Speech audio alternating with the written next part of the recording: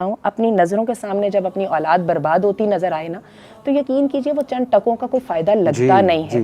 ہم نے کس بنا کے اوپر اپنے سٹینڈرڈ آف لائف کو کہہ دیا کہ بچے بیکن ہاؤس میں یہ ایچیسن میں پڑھیں گے ہی تو اچھی تعلیم ہوگی. ہم نے کہہ دیا گھر اتنے مرلے اتنے کنال اور اس طرح والا ہوگا تو وہ ہوگا. آپ ٹھہر جائیے, ہم جب بات کرتے ہیں یہ ان باتوں پہ چھوڑ دیجئے یہ جو کہتے ہیں جی سوئٹزرلینڈ جو ہے وہ happiest country in the world ہے.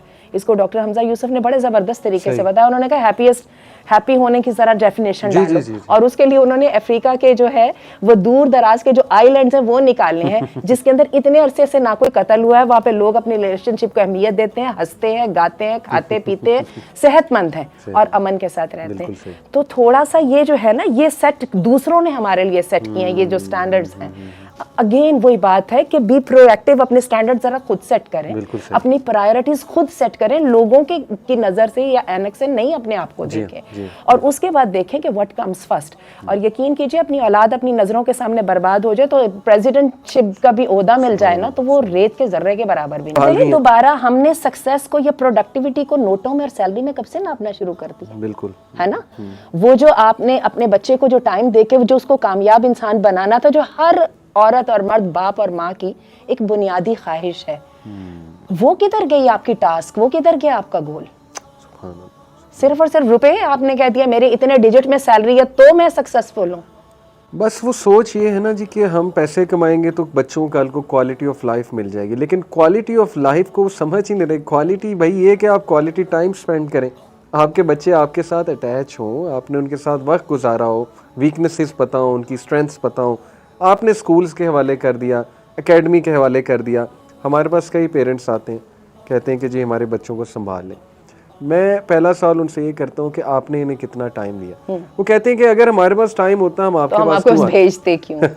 ہم لوگ جو ہے نا رشتہ لینے جاتے ہیں کسی ڈاکٹر کا, کسی انجینئر لڑکی کا, ہمیں پتا ہوتا ہے اس نے 7-8 سال بہت جان گسل محنت کی ہے اور she is able to earn this much money, again money, اور وہ جو ڈیجٹس ہیں نا they are the criteria.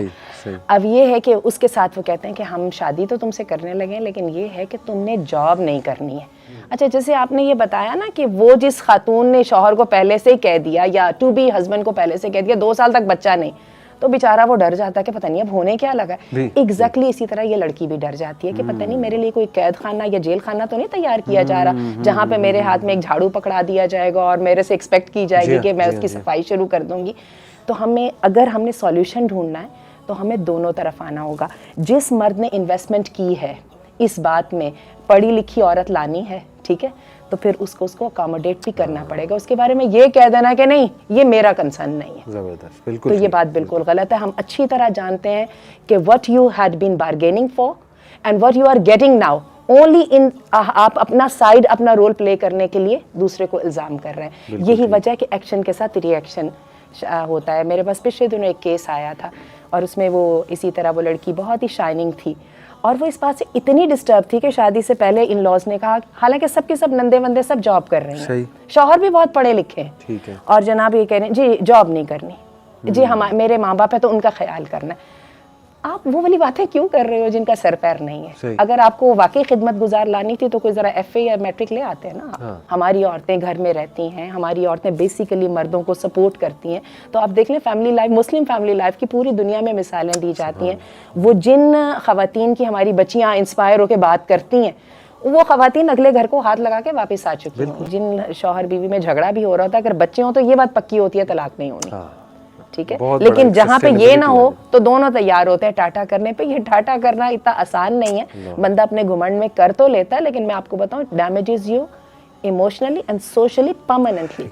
Many a time you lose the quality to commit yourself with anyone. You lose the quality to trust anyone. تو it's not that easy کہ بڑے آرام سے لڑکیوں نے بھی کہہ دیا اور مردوں نے بھی کہہ دیا کہ نہیں تو نہ صحیح. اور ہم یہ دیکھ رہے ہیں آج کل یہ rapid decisions